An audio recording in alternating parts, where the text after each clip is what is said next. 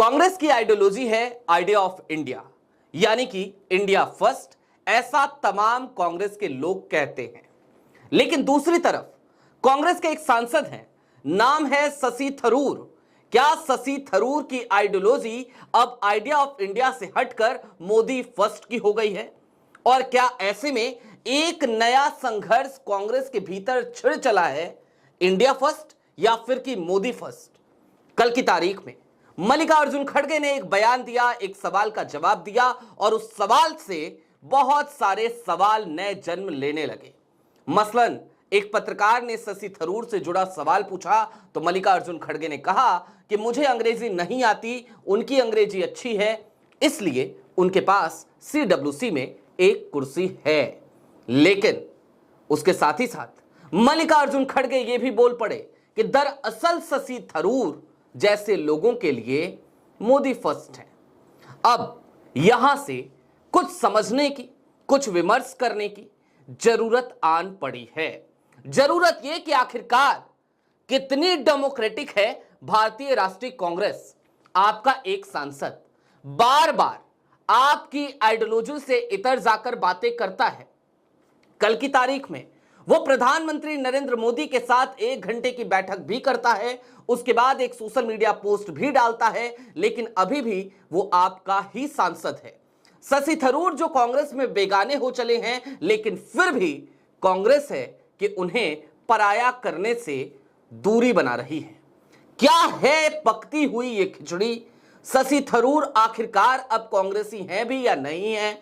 और साथ ही साथ याद करेंगे प्रधानमंत्री नरेंद्र मोदी के वो पुराने बयान जो शशि थरूर के खिलाफ प्रधानमंत्री नरेंद्र मोदी ने दिए, और फिर देखेंगे शशि थरूर के वो पुराने जवाब जो शशि थरूर ने प्रधानमंत्री नरेंद्र मोदी को दिए और यहां तक नसीहत दे दी कि आपको प्यार करना पड़ेगा, प्रेम करना पड़ेगा, तब आपको समझ आएगा कि प्रेम की कीमत क्या होती है, वो कितनी बेमोल है। लेकिन फिर उस वक्त पे जो थरूर प्रेम की कीमत नरेंद्र मोदी को समझाते थे, आज की तारीख में वो मोदी प्रेम में मशगूल क्यों हो चले हैं? इन्हीं सब सवालों पे जरा खुलकर बात करेंगे। नमस्कार, मैं स्वप्निल और आप मुद्दा देख रहे हैं। दोस्तों, सबसे पहले तो वही अपील कि पुराना मुद्दा, 2.5 साल पुराना मुद्दा, वो चैनल हमसे छिन चुका है। ये नया चैनल है, नई ऊर्जा भी है, लेकिन हां इतना जरूर है कि एक अंदर से टीस तो है।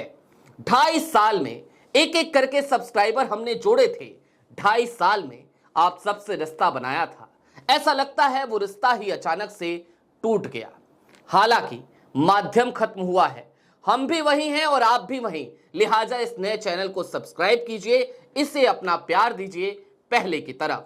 अब आगे बढ़ते हैं और सबसे पहले तो जरा मैं चाहता हूं कि मल्लिकार्जुन खड़गे का वो बयान जो आपने कई बार सुना होगा, एक बार फिर सुन लीजिए कि शशि थरूर को लेकर जब सवाल पूछा गया तो कैसे 2 टुक शब्दों में खड़गे साहब ने सुना दिया, बता दिया, लपेट लिया, लंका लगा दी या फिर कि धागे खोल दी। मैं तो अंग्रेजी मेरे को पढ़ने नहीं आता, उनकी लैंग्वेज बहुत अच्छी है, उसीलिए तो हम पार्टी में उनको वर्किंग कमेटी मेंबर बनाया है। तो लेकिन मैं ये कहना चाहता हूं कि पूरे लोग, अपोजिशन के पूरे लोग मिलके हमने कहा कि देश के आर्मी के साथ है, जो हमारा आर्मी लड़ रहा है उसके साथ है। तो इसीलिए पहला आवाज मैंने उठाया गुलबर्गे के पत्रकार परिषद में। हम बोले कि देश बड़ा है सबसे, देश के लिए हम सभी लोग मिलकर काम करेंगे, पार्टी बात, देश फर्स्ट हमने कहा।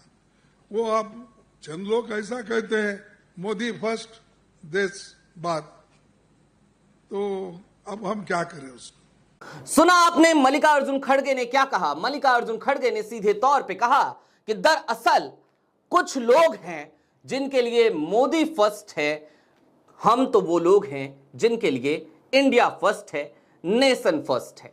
हालांकि इंडिया फर्स्ट और नेशन फर्स्ट की इस विचारधारा के साथ साथ आइडिया ऑफ इंडिया भी याद आता है, वही आइडिया ऑफ इंडिया जिसको कांग्रेस अपनी विरासत बताती है।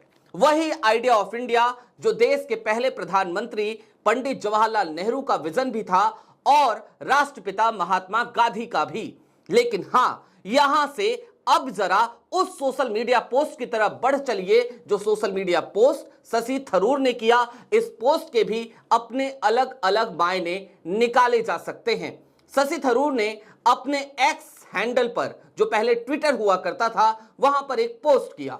उस पोस्ट में उन्होंने एक ग्राफिक शेयर किया। उस ग्राफिक में एक प्यारी सी नन्ही सी छोटी सी चिड़िया थी और साथ ही साथ उस पर टेक्स्ट लिखे हुए थे, don't ask permission for fly, wings are yours and the sky not belongs to no one, sky belongs to no one. यानी कि कुल मिलाकर शशि थरूर ये कहना चाह रहे थे कि उड़ने के लिए अनुमति मत मांगो, पंख तुम्हारे हैं और आसमान पर किसी एक का कब्जा नहीं है, आसमान किसी एक को बिलोंग नहीं करता। जाहिर सी बात है, शशि थरूर ने जिस समय यह पोस्ट डाला उसके बाद से लगातार एक खबर और भी आ गई कि शशि थरूर जो हालिया दिनों में विदेश यात्राओं पे गए थे भारत का पक्ष रखने के लिए, ऑपरेशन सिंदूर के बाद एक डेलीगेशन का नेतृत्व करते हुए, उनको एक बार फिर प्रधानमंत्री नरेंद्र मोदी ने विदेश भेज दिया है। वो अब रूस, ग्रीस और ब्रिटेन की यात्रा पर हैं। 1-1.5 सप्ताह की उनकी ये यात्रा होगी और वहां से भी तमाम तस्वीरें आनी शुरू हो चुकी हैं।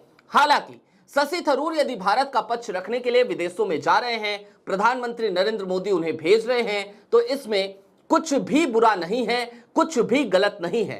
कांग्रेस इससे असहज हो सकती है, लेकिन हमें देश को और देशवासियों को इससे असहज होने की कोई आवश्यकता नहीं है। लेकिन हां, यहां पर ठहर कर यह भी देखने की जरूरत जरूर है कि आखिरकार हालिया दिनों में और कौन से वो घटनाक्रम हैं जो बताते हैं कि शशि थरूर अब इंडिया फर्स्ट वाले शशि थरूर नहीं रहे।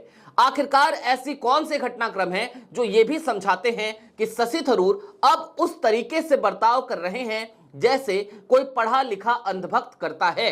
आपके अपने आसपास की सोसाइटी में, समाज में, या फिर कि आपके परिवार में भी ऐसे बहुत से लोग पाए जाते हैं। जी हां, ऐसे लोग होते नहीं हैं, पाए जाते हैं जो विलक्षण प्रतिभा के धनी होते हैं।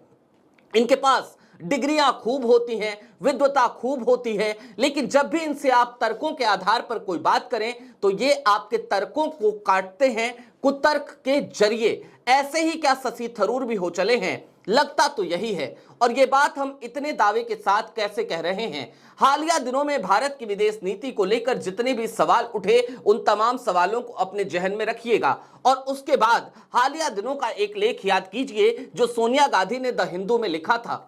सोनिया गांधी ने द हिंदू में एक लेख लिखा। उस लेख का तर्जुमा यही था कि दरअसल उन्होंने एक तरफ तो ईरान इजराइल के युद्ध के दरमियान इजराइल की पुरजोर निंदा करी थी और साथ ही साथ इस बात की पुरजोर वकालत भी करी थी कि ईरान भारत का पुराना और भरोसेमंद साथी है, लिहाजा वर्तमान सरकार को चाहिए, मोदी सरकार को चाहिए कि वो ईरान के प्रति कुछ बोले, अपना मुंह तो खोले। लेकिन इसके बाद से मोदी सरकार की तरफ से या फिर कि सत्ताधारी दल यानी कि भारतीय जनता पार्टी की तरफ से किसी का कोई बयान नहीं आया। द हिंदू में आर्टिकल छपा था तो द हिंदू में एक और आर्टिकल छपा और ये आर्टिकल किसी और ने नहीं लिखा बल्कि कांग्रेस के ही सांसद यानी कि शशि थरूर साहब ने लिखा। और शशि थरूर साहब ने दरअसल इस लेख में सीधे तौर पर वैश्विक मंचों पर प्रधानमंत्री नरेंद्र मोदी को भारत का प्राइम एसेट बता दिया। यानी कि एक तरफ जहां सोनिया गांधी के लेख के बाद से पूरी दुनिया में इस बात की चर्चा हो रही थी कि भारत का जो विपक्ष है और उस विपक्ष का जो एक बड़ा चेहरा है, कांग्रेस की जो चेयरपर्सन है, सर्वमान्य नेता हैं सोनिया गांधी, उन्होंने एक लेख लिखा है। उस लेख की चर्चा हो रही है, भारत की विदेश नीति पर बात हो रही है, विदेश नीति में सुधार की आवश्यकता है, इस बात पर विमर्श हो रहा है। उसी बीच में अचानक से शशि थरूर आते हैं, उसी अखबार में एक लेख लिखते हैं और उस लेख का जवाब देते हुए प्रतीत होते हैं जो उनकी ही पार्टी के सर्वमान्य नेता ने लिखा था। यानी कि ये मिलाकर, कुल मिलाकर ये कहा जा सकता है कि शशि थरूर ने अपने आंखों पर अब मोदी भक्ति की और अंधभक्ति की एक पट्टी तो बांध ही रखी है। हालांकि अब यहां पर थोड़ा सा और ठहरिए और अब जरा चिंता कांग्रेस की भी कर लेते हैं। कांग्रेस और खास तौर पर राहुल गांधी हालिया दिनों में लगातार राहुल गांधी इस बात को लेकर चिंतित भी नजर आए और अग्रेसिव भी नजर आए कि कांग्रेस के भीतर बैठे हुए स्लीपर सेल के तमाम लोगों को हम बाहर करेंगे। साथ ही साथ वो लगातार इस बात पे भी आक्रामक नजर आए कि कांग्रेस में रहकर भारतीय जनता पार्टी के लिए काम कर रहे हो तो ऐसे गद्दारों की अब खैर नहीं, ऐसे 30 हो, 40 हो, 50 हो, सबको निकाल दिया जाएगा। गुजरात का वो भाषण आपको याद होगा।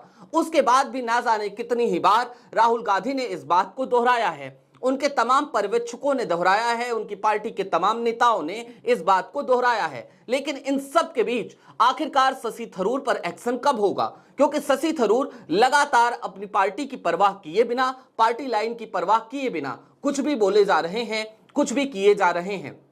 उनके तमाम क्रियाकलापों से बगावत की बू तो आ ही रही है। लेकिन उनके इन तमाम बगावती तेवरों के बाद भी आखिरकार कांग्रेस क्यों शशि थरूर को बाहर का रास्ता नहीं दिखा रही? उनके तमाम बगावती तेवरों के बाद भी आखिरकार कांग्रेस की क्या ऐसी मजबूरी है कि वो शशि थरूर को झेले जा रही है? जब इस मजबूरी का विमर्श करते हैं तो फिर यही लगता है कि जैसे कांग्रेस की एक आदत हो चली है। कांग्रेस में राहुल गांधी बोल तो बहुत कुछ रहे हैं, लेकिन करेंगे कब, ये एक बड़ा सवालिया निशान इस बात पर खड़ा हो जाता है। क्योंकि शशि थरूर जैसे लोग पार्टी के भीतर रहकर पार्टी को और ज्यादा डेंट पहुंचाते रहते हैं और राहुल गांधी हर बार सिर्फ और सिर्फ चेतावनी देते रहते हैं।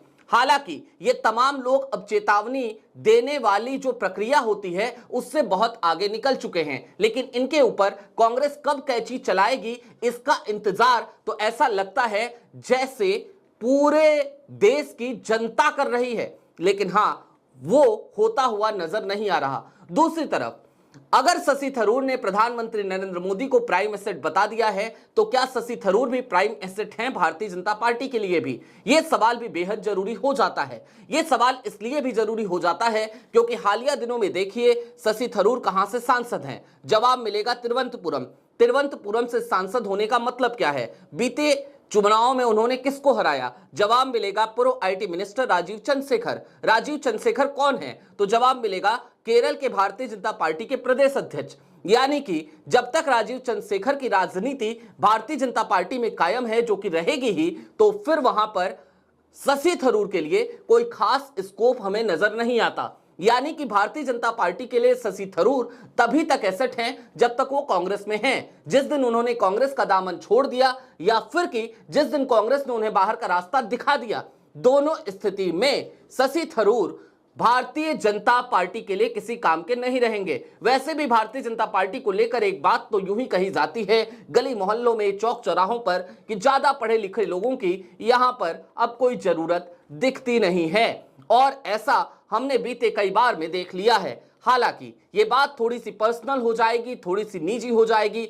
भारतीय जनता पार्टी के तमाम भक्त और तमाम अंधभक्त इस बात पे नाराज हो सकते हैं, लिहाजा वो मुझे क्रिटिसाइज कर सके, इनका उन्हें पूरा अधिकार है। ऐसा इसलिए भी है क्योंकि ये देश एक लोकतांत्रिक देश है, दुनिया का सबसे बड़ा लोकतंत्र है। और ये बात तो खुद देश के प्रधानमंत्री, देश के प्रधान सेवक, देश के प्रधान चौकीदार, जिनको मैं प्रचार मंत्री कहता हूं, यानी कि हमारे और आपके आदरणीय प्राइम मिनिस्टर साहब यानी कि नरेंद्र मोदी जी यदा कदा कहते ही रहते हैं। अब उसी लोकतांत्रिक अधिकारों का इस्तेमाल करते हुए मैंने ये बातें कही हैं। लिहाजा आपसे एक अपील है तमाम अंधभक्तों से, तमाम भक्तों से, क्रिटिसाइज करना हो तो यूट्यूब के कमेंट बॉक्स में कर लीजिएगा।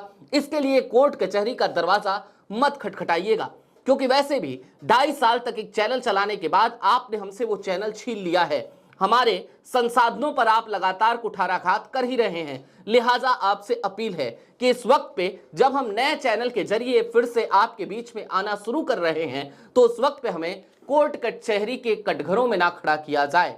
बहरहाल अभी के लिए दीजिए इजाजत।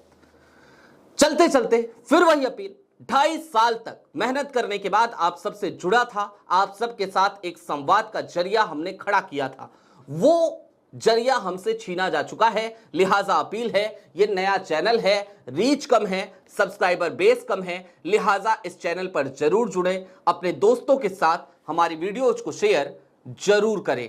अभी के लिए दीजिए इजाजत, शुक्रिया।